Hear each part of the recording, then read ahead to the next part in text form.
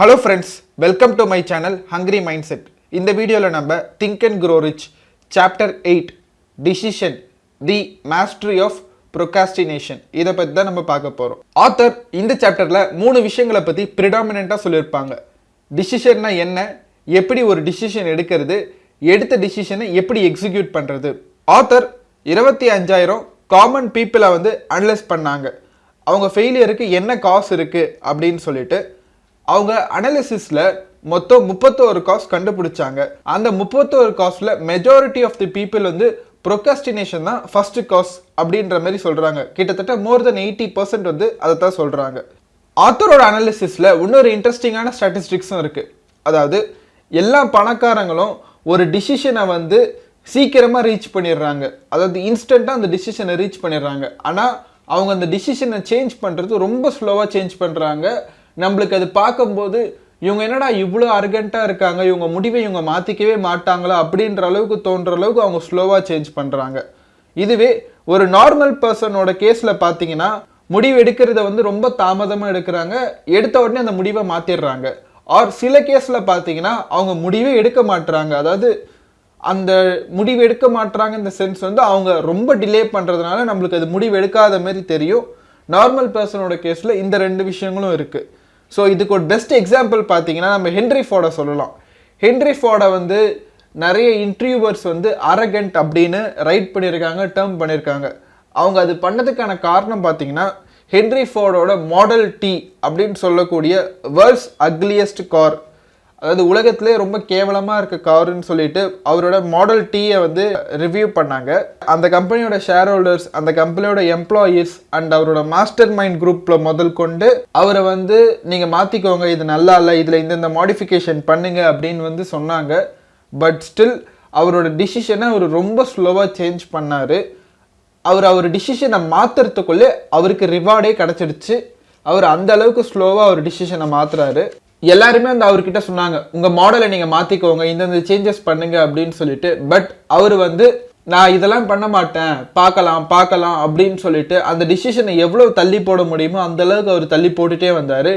ஒரு ஸ்டேஜில் என்ன ஆச்சுன்னா சின்ன சின்ன மாடிஃபிகேஷன் அவர் கொஞ்சம் பண்ணி அந்த காரை ஒரு சக்ஸஸ்ஃபுல் மாடலாகவே ஆக்கிட்டார். அதாவது அந்த மன மாற்றத்தை வந்து அவர் தள்ளி போட்டுட்டே வந்தார், எவ்வளோ தள்ள முடியுமோ தள்ளி போட்டுட்டே வந்தார். இதை வந்து வெளியில இருந்து பார்க்குறவங்க வந்து இவர் அரகண்ட்டு, இவர் யார் சொன்னாலும் காதில் வாங்க மாட்டாங்க, இவர் வந்து இவர் நினச்சதை தான் இவர் செய்வார் அப்படின்னு சொல்லிட்டு டேர்ம் பண்ணாங்க. பட் இதெல்லாம் அவர் செஞ்சதுனால தான் இன்னைக்கு அவர் சக்ஸஸ்ஃபுல்லாக இருக்காரு அப்படின்னு நம்ம புரிஞ்சுக்கணும். Next one, why people change the decision. ஏன் ஒருத்தவங்க அவங்க டிசிஷனை மாற்றிக்கிறாங்க? ஏன்னா ஒரு டிசிஷன் எடுக்கிறது அந்த பர்சன் தான். ஏன் அவங்களே அதை மாற்றிக்கிறாங்க அப்படின்னா அடுத்தவங்களோட ஒப்பீனியன்னால அவங்க இன்ஃப்ளூயன்ஸ் ஆகிடுவாங்க. ரொம்ப சிம்பிளாக சொல்லணும்னா, இப்போ நான் ஒரு விஷயம் உங்ககிட்ட சொல்கிறேன் அப்படின்னா அது வந்து உங்களுக்கு சில இடத்துல கரெக்டாக இருக்கிற மாதிரி தெரியும். ஸோ என்னோட கருத்துனால நீங்கள் இன்ஃப்ளூயன்ஸ் ஆகி நிறைய இடத்துல உங்கள் டிசிஷனை மாற்றிப்பீங்க. அது தப்பு, அது வந்து முற்றிலும் தப்பு அப்படின்னு நான் சொல்ல வரல. நான் சொல்கிறத வந்து நீங்கள் அனலைஸ் பண்ணி பார்க்கணும். நான் கிடையாது, யார் சொல்கிறதா இருந்தாலும் நீங்கள் வந்து ஒரு அனலைஸ் பண்ணி பார்க்கணும். ஏன்னா உங்களுக்குன்னு ஒரு திங்கிங் ப்ராசஸ் இருக்குது, உங்களுக்குன்னு ஒரு தாட் ப்ராசஸ் இருக்குது, உங்களோட சுச்சுவேஷன் வேறையாக இருக்கும், நீங்கள் எதிர்பார்க்குற விஷயம் வேறையாக இருக்கும். ஸோ நான் சொல்கிற எல்லாமே வந்து அப்படியே உங்களுக்கு அப்ரப்டாக மேட்ச் ஆகுன்னு சொல்ல முடியாது. அதனால் நீங்கள் இந்த ஐடியாலஜியை உள்ளே எடுத்துக்கிட்டு இதை எப்படி அப்ளை பண்ணலாம், உங்களுக்கு ஏற்ற மாதிரி எப்படி இதை மாற்றி அப்ளை பண்ணால் கரெக்டாக இருக்குன்னு திங்க் பண்ணிவிட்டு நீங்கள் தான் வந்து அதை அப்ளை பண்ணணும். ஸோ மேக்ஸிமம் யார் உங்ககிட்ட என்ன விஷயம் சொன்னாலும் அந்த விஷயத்தை அனலைஸ் பண்ணி அப்ளை பண்ணி பாருங்கள். டைரெக்டாக அப்ளை பண்ணாதீங்க. ஒரு 2-3 தடவை அனலைஸ் பண்ணி இது கரெக்டாக இல்லை, இதிலே வேறு யாருன்னா வேறு வித்தியாசமாக ஏதாவது சொல்லியிருக்காங்களா, அது கரெக்டாக இருக்குமான்ட்டு நிறைய பாயிண்ட் ஆஃப் வியூவில் யோசித்து அனலைஸ் பண்ண பாருங்கள். இந்த ஒப்பீனியனால் இன்ஃப்ளூயன்ஸ் ஆகுறாங்களே அவங்க வந்து அவங்களோட திங்கிங்கை வந்து சொசைட்டியை பண்ண வைப்பாங்க. ஃபார் எக்ஸாம்பிள் நம்ம ஊரில் வந்து படிக்கிற விஷயம் அப்படின்றது அப்படி தான் போயிட்டுருக்கு. இப்போ யாருன்னா ஒருத்தவங்க 12th முடிக்கிறாங்கன்னா சுற்றி இருக்கவங்க சொல்லுவாங்க இதை பசங்க கிட்ட கேட்க மாட்டாங்க, உனக்கு என்ன படிக்கணும்னு ஆசை இருக்குது அப்படின்னு சொல்லிட்டு. அவங்க அந்த பசங்க பண்ண வேண்டிய திங்கிங்கை வந்து சொசைட்டி அவங்களுக்காக பண்ணி அவங்க மேலே இம்போஸ் பண்ணுறாங்க, இதை நீ படிக்கவே அப்படின்னு சொல்லிட்டு. இதுதான் ஒரு கோர்ட்டில் டேர்ம் பண்ணியிருப்பாங்க, இருக்கிறதுலே ரொம்ப சீப்பான கமோடிட்டி வந்து ஒப்பீனியன் தான், எல்லார்கிட்டையும் அவ்வளோ ஒப்பீனியன் கொட்டி கிடக்கும்னு சொல்லிட்டு. சப்போஸ் நீங்கள் மற்றவங்களோட ஒப்பீனியனை அனலைஸ் பண்ணி பார்க்காம அதனால் நீங்கள் இன்ஃப்ளூயன்ஸ் ஆகி டிசிஷன் எடுக்கிறீங்க அப்படின்னா நீங்கள் சக்ஸஸ் ஆகிறது கொஞ்சம் கஷ்டம்தான். ஏன்னா நீங்கள் அதை அனலைஸ் பண்ணி அப்ளை பண்ணும் போதே அது உங்களோட பர்சனல் ஒப்பீனியனாக மாறிடுது. அப்போ நீங்கள் கொஞ்சம் ஈஸியாக சக்ஸஸ் ஆகிடலாம். சப்போஸ் யார் என்ன சொன்னாலும் கண்மூடித்தனமாக அதை ஃபாலோ பண்ணி டிசிஷன் எடுக்கிறீங்க அப்படின்னா நீங்கள் சக்ஸஸ் ஆகிறதுக்கு கொஞ்சம் டைம் ஆகும். ஸோ நிறைய விஷயங்களை வந்து மாற்ற வேண்டியது வரும். அடுத்த விஷயம் பார்த்தீங்கன்னா இது எப்படி அவாய்ட் பண்ணலாம் அப்படின்ற ஒரு கேள்வி எல்லார் மனசுலையும் இருக்கும். ப்ரிடாமினெண்ட்டாக நிறைய பேர் பார்த்தீங்கன்னா சின்ன வயசுலேருந்து அடுத்தவங்களோட ஒப்பீனியன், அப்பா அம்மாவோட ஒப்பீனியன், ஃப்ரெண்ட்ஸோட ஒப்பீனியன் அப்படின்னு கேட்டுட்டே வந்துட்டு இருப்பாங்க. ஸோ திடீர்னு வந்து ஒரு நாள் போய் இது தப்பு நீங்கள் மாற்றிக்கோங்க அப்படின்னா அவங்களால மாற்றிக்க முடியாது, ரொம்ப கஷ்டமாக இருக்கும். ஸோ இதை கிராஜுவலாக தான் கம்மி பண்ணிட்டு தான் நம்ம வந்து சுயமாக திங்க் பண்ணுற ப்ராசஸை வந்து கொண்டு வர முடியும். ஸோ இதுக்கு தான் வந்து மாஸ்டர் மைண்ட் குரூப் அப்படின்னு நான் ஏற்கனவே ஒன்று சொல்லிட்டு இருந்தேன். நீங்கள் யாரோ ஒரு ஆள் ஒப்பீனியன் எடுக்கிறத விட உங்களோட லைக் மைண்டட் பீப்புள் கிட்ட இருந்து ஒரு ஒப்பீனியன் எடுத்திங்கன்னா அது மோஸ்ட் ப்ராபப்ளி உங்களுக்கு மேட்ச் ஆகுற மாதிரி இருக்கும். நான் 100% மேட்ச் ஆகும்னு சொல்ல வரல, பட் ஸ்டில் கொஞ்சம் அந்த காம்பேட்டபிலிட்டி வந்து அதிகமாக இருக்கும். அதனால சொல்கிறேன்.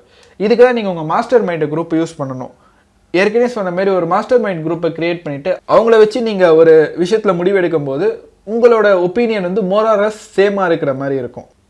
ரொம்பவே முக்கியமான விஷயம், உங்கள் மாஸ்டர் மைண்ட் குரூப்பில் நீங்கள் ஒரு பர்சனை செலக்ட் பண்ணும்போது உங்களுக்கும் அவருக்கும் சேம் பர்பஸ் இருக்கிற மாதிரி பார்த்துக்கோங்க. ஏன்னா சப்போஸ் உங்களோட பர்பஸ் வந்து பணமாக இருக்குது, அவரோட பர்பஸ் வந்து சர்வீஸ் மைண்ட் செட் ஆர் அவர் வேற ஒரு பர்பஸில் இருக்காரு அப்படின்னா நீங்கள் பணத்தை நோக்கி ஒர்க் பண்ணும்போது நீங்கள் அதுக்கு ஒரு மாதிரி ஒர்க் பண்ணுற மாதிரி இருக்கும். அவர் சர்வீஸை நோக்கி ஒர்க் பண்ணும்போது அவர் வேறு மாதிரி ஸ்டெப்ஸை வந்து கையாளுற மாதிரி இருக்கும். ஸோ ரெண்டு பேரோட பாத்தும் வந்து வேறு மாதிரி இருக்கும். ஸோ உங்களால் சேர்ந்து போக முடியாது, நீங்கள் தனித்தனியாக போகிற மாதிரி இருக்கும்.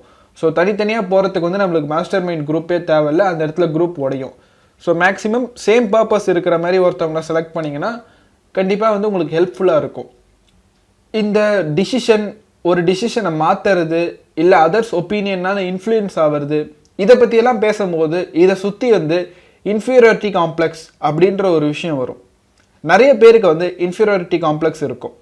இந்த இன்ஃபீரியாரிட்டி காம்ப்ளெக்ஸ் இருக்கிறவங்க வந்து ஒரு பாயிண்டில் கண்டிப்பாக கான்ஃபிடென்ட்டாக தான் இருந்திருப்பாங்க. அவங்க கான்ஃபிடென்ட்டாக யாருன்னா ஒரு ஆள் வந்து சுக்குநூறாக உடைக்கும் போது தான் அவங்களுக்கு வந்து அந்த இன்ஃபீரியாரிட்டி காம்ப்ளெக்ஸ் அப்படின்ற ஒரு விஷயமே வந்து உள்ளே வரும். அப்போ இந்த விஷயத்தோட முக்கிய இது பார்த்தீங்கன்னா அதர்ஸ் ஒப்பீனியனை நம்ம பாயிண்டில் எடுத்துக்கிறது மட்டும்தான். மற்றவங்களோட ஒப்பீனியனை நம்ம அனலைஸ் பண்ணாமல் நம்புறதுனால தான் இது வருது. அடுத்தவங்க சொல்கிறது தப்பாக கூட இருக்கலாம், நம்ம அனலைஸ் பண்ணாமல் அதை ஏற்றுக்கும் போது தான் நம்மளுக்கு அந்த இன்ஃபீரியாரிட்டி காம்ப்ளெக்ஸ் அப்படின்ற ஒரு விஷயம் வருது. ஸோ உங்களோட மைண்டை யூஸ் பண்ணி உங்களோட ஓன் ட்ரீம் அச்சீவ் பண்ணுங்கள். யார் எதை சொன்னாலும் அனலைஸ் பண்ணுங்கள். சில டைமில் நம்மளுக்கு மற்றவங்க கிட்டேருந்து ஹெல்ப் தேவைப்படும். அப்போ அவங்க கிட்டேருந்து இன்ஃபர்மேஷனை கேதர் பண்ணிக்கோங்க. உங்களோட பர்பஸை வெளிக்காட்டாமல் அவங்க கிட்டேருந்து இன்ஃபர்மேஷன் கேதர் பண்ணிக்கோங்க. ஏன்னா நீங்கள் வந்து அவங்ககிட்ட தான் நாலேஜ் கேதர் பண்ணுறீங்க. ஸோ உங்கள் பர்பஸ் அவங்களுக்கு தெரியுது அப்படின்னா உங்களோட பிளானை உங்களுக்கு முன்னாடியே அவங்களால எக்ஸிக்யூட் பண்ண முடியும். அந்த இடத்துல ஒரு ரிஸ்க் இருக்கிறதுனால உங்கள் பர்பஸை வெளிக்காட்டாமல் அவங்க கிட்ட இந்த இன்ஃபர்மேஷன் மட்டும் கேதர் பண்ணிக்கோங்க. சில பேர் அவங்களுக்கு தான் எல்லாம் தெரியும் அப்படின்ற ஒரு மைண்ட் செட்டில் இருப்பாங்க. அந்த டைமில் அவங்க எந்த விஷயமே அனலைஸ் பண்ணாமல் ஒரு முடிவு எடுப்பாங்க. அவங்களுக்கு தெரியும் நினச்சிக்கிட்டு அப்படி எடுக்கிற விஷயம் நிறைய இடத்துல வந்து அவங்களுக்கு தப்பாக போகும். இதைத்தான் வந்து half empty or half full mindset அப்படின்னு சொல்லுவாங்க. அதாவது ஃபார் எக்ஸாம்பிள் ஒரு கப்பு ஃபுல்லாக இருக்குன்னா அந்த கப்பில் நம்ம மேற்கொண்டு எதுவுமே ஃபில் பண்ணவே முடியாது. நம்ம கப்பை எம்டி பண்ணுறோமோ அப்போ தான் நம்மளால் அதில் புது விஷயத்த ஃபில் பண்ண முடியும். எப்போவுமே வந்து உங்களுக்கு தெரிஞ்ச விஷயத்தை விட தெரியாத விஷயம் நிறையா இருக்குது அப்படின்ற ஒரு புரிதல் வந்தால் மட்டும்தான் உங்களோட கப்பு வந்து எம்டியாக இருக்கும். அப்போ தான் புது விஷயம் வந்து உள்ளே போக முடியும். நீங்கள் உங்களுக்கு தெரிஞ்சவங்க வந்து யாருன்னா இந்த மைண்ட் செட்டில் இருக்காங்க அப்படின்னா ஆத்தர் வந்து ஒரு சஜஷன் சொல்கிறாங்க எப்படி இதை சரி பண்ணலான்னு சொல்லிட்டு. Keep your eyes and ears open and your mouth closed. நம்ம ஊரில் சொல்கிறது தான், கண்ணையும் காதையும் திறந்து வச்சுட்டு வாயை மூடி வச்சாலே பாதி பிரச்சனை போயிடும். ஸோ இதை நீங்கள் ஃபாலோ பண்ணிங்கன்னா உங்களால் பெட்டர் டிசிஷன் வந்து எடுக்க முடியும். இந்த விஷயத்த கூட நீங்கள் பிளைண்டாக நம்பாமல் நீங்கள் ஒரு சின்ன அனலிசிஸ் பண்ணி பார்த்தீங்கன்னா உங்களுக்கே தெரியும். நம்ம தேவையில்லாத விஷயத்தில் அதிகமாக பேசும்போது நம்மளோட பர்பஸ் ஆர் நம்ம என்ன செய்ய வரோம் என்ன சொல்ல வரோம் அப்படின்ற ஒரு விஷயம் வந்து வெளியே போயிடும். ஸோ கேட்குறவங்க வந்து நம்மளை விட இன்டெலிஜென்ட்டாக இருக்கும் பட்சத்தில் நம்ம ஒரு ஐடியாவோ ஆர் ஒரு ஆப்பர்ச்சுனிட்டியோ நம்மளுக்கு கிடைச்ச ஒரு ஆப்பர்ச்சுனிட்டியோ அவங்களுக்கு கொடுக்குற மாதிரி ஆகிடும். அவங்க அதை எக்ஸிக்யூட் பண்ணி பெரிய ஆளாக வரல அப்படின்றது ரெண்டாவது விஷயம். பட் ஸ்டில் உங்களோட ஐடியா வந்து வெளியே போகுது. நாளைக்கு அதுவே வந்து உங்களுக்கு காம்படிஷனாக வந்து நிற்கலாம். ஆர் சப்போஸ் நீங்கள் வந்து ஒன்றுமே தெரியாமல் தெரியும்ட்டே இருந்தீங்க அப்படின்னா கேட்குறவங்களுக்கு உங்களை விட நிறைய தெரியும் அப்படின்ற பட்சத்தில் அவங்க வந்து உங்களுக்கு ஒன்றுமே தெரியாதுன்னு கண்டுபிடிச்சிருவாங்க. அது உங்களோட ரெப்புடேஷன் வந்து டேமேஜ் பண்ணிடும். ஸோ ஆத்தர் வந்து மைண்டில் ஒரு விஷயத்தை ஃபிக்ஸ் பண்ண சொல்கிறாங்க. அதாவது நம்ம மீட் பண்ணுற எல்லா பர்சனும் வந்து கிட்டத்தட்ட ஒரே மாதிரி தான். எல்லாருக்குமே ஒரு பணம் தேவை இருக்கும். எல்லாருமே ஒரு ஆப்பர்ச்சுனிட்டிக்காக வெயிட் பண்ணிட்டு தான் இருக்காங்க. ஸோ நம்ம லூஸ் ஸ்டாக் விடும்போது அந்த பாயிண்ட்டை அவங்க பிடிச்சி அவங்க டெவலப் பண்ணி அவங்க சக்ஸஸ் ஆகிறதுக்கான வாய்ப்பு நிறையா இருக்குது. ஸோ முடிஞ்ச அளவுக்கு லூஸ் ஸ்டாக்கை கம்மி பண்ணிவிட்டு கரெக்டாக டிசிஷன் எடுக்க சொல்கிறாங்க. ஸோ திரும்பவும் அதே கோட்டு தான், keep your eyes and ears open and mouth closed. Author இந்த சாப்டரை எப்படி கன்க்ளூட் பண்ணுறாங்கன்னா, tell the world what you intended to do but first show it. ஒரு விஷயத்தை செஞ்சு காமிச்சிட்டு அதுக்கப்புறம் சொல்லுங்க அப்படின்னு சொல்கிறாங்க. ஃபார் எக்ஸாம்பிள், உங்ககிட்ட ஒரு ஐடியா இருக்குன்னா அந்த ஐடியாவை யாருக்கிட்டையும் சொல்லாதீங்க. அந்த ஐடியாவில் நீங்கள் சாதித்த பிறகு அதோட சக்ஸஸ் ஸ்டோரி இல்லை சக்ஸஸ் மீட் வரும்போது அப்போ அதை பற்றி தெளிவாக எக்ஸ்பிளைன் பண்ணுங்கள், நான் இப்படி பண்ணேன் அப்படி பண்ணேன்னு சொல்லிட்டு. ஸோ ஃபைனல் வேர்ட்ஸ், டிசிஷன் ரொம்பவே முக்கியமான ஒரு சாப்டர். நான் சொன்ன எல்லா இன்ஃபர்மேஷன், இது வரைக்கும் நம்ம பார்த்த எல்லா விஷயங்கள் எல்லாத்துக்குமே ஒரு வேல்யூ கூட இல்லை. நீங்கள் ஒரு டெஃபினட்டாக டிசைட் பண்ணி நான் இதை தான் செய்ய போகிறேன், இப்படி தான் செய்ய போகிறேன்னு சொல்லிட்டு ஒரு ஆக்ஷன் பிளானோட நீங்கள் டிசைட் பண்ணி இறங்குற வரைக்கும் இந்த விஷயம் எதுக்குமே ஒரு வேல்யூ கூட இல்லை. So decide and act soon. Thank you for your time. Have a great day. நீங்கள் இந்த புக்கை வாங்கணும்னு நினச்சிங்கன்னா டெஸ்கிரிப்ஷனில் இருக்க லிங்கை யூஸ் பண்ணி வாங்கிக்கலாம்.